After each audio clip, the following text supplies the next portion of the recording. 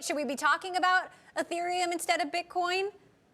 Is that what we should be talking about every day instead? Yeah, they're both very strong. I mean, I'm not.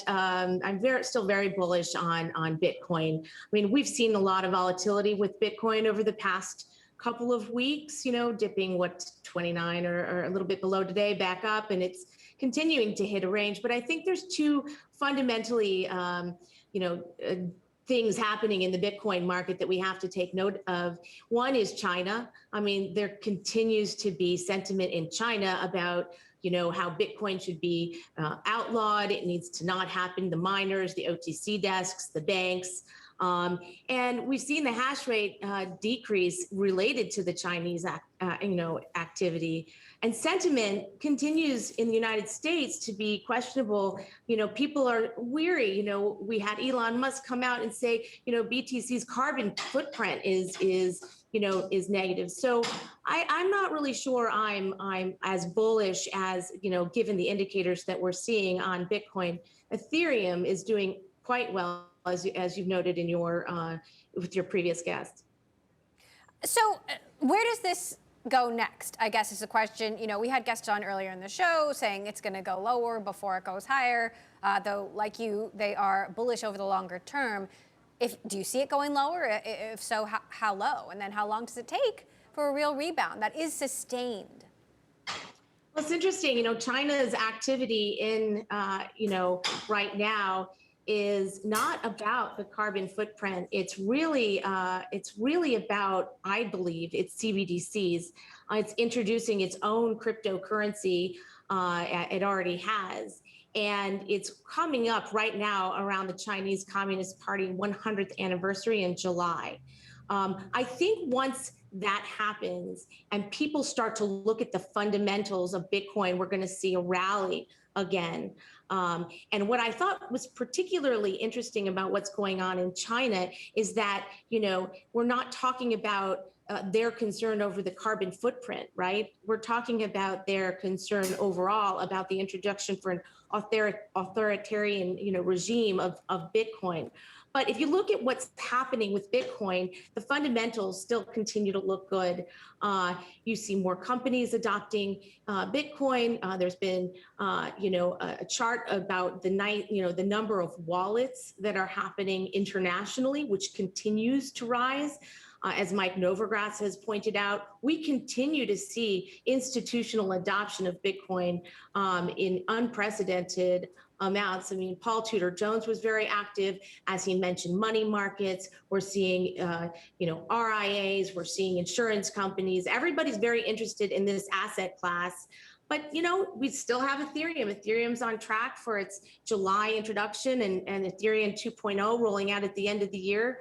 In all cryptocurrencies, VC activity continues to be extremely strong. You know, I think these types of developments demonstrate that traditional and, investors continue to be bullish in this space. Right.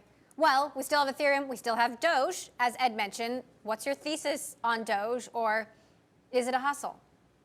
Well, you know, Doge is a very interesting coin. Doge, we list Doge, CrossTower on its exchange platform lists Doge.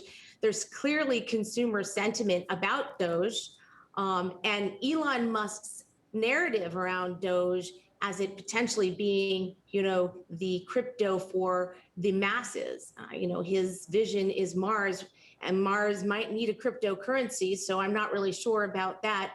But it is an interesting example of what's happening with meme coins in general. I think flipping that narrative on its head of it from being a joke to being something that people can hold and use is quite interesting.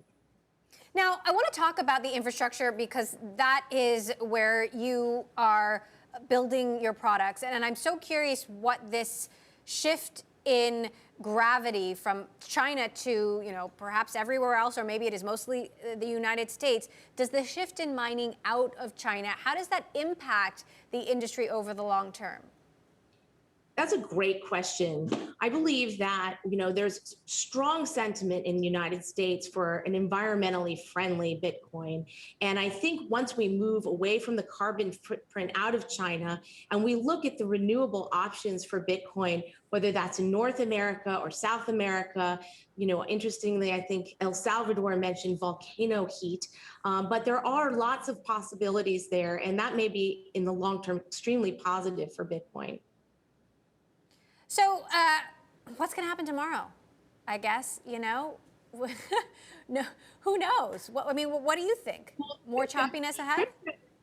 Yeah, I mean, we're in such an interesting stage this year. I think particularly, we just published a report in conjunction with PwC, Elwood, and AMA.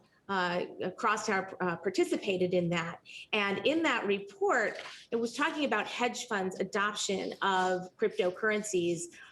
What we're seeing is there are two primary reasons that traditional asset managers and hedge funds in this space are not becoming engaged. One is the lack of information, and the second is the lack of regulatory insight into this asset class. Right. And you're seeing activity now in Congress, right? People are talking about, well, what should we be doing? What's that regulatory framework look like?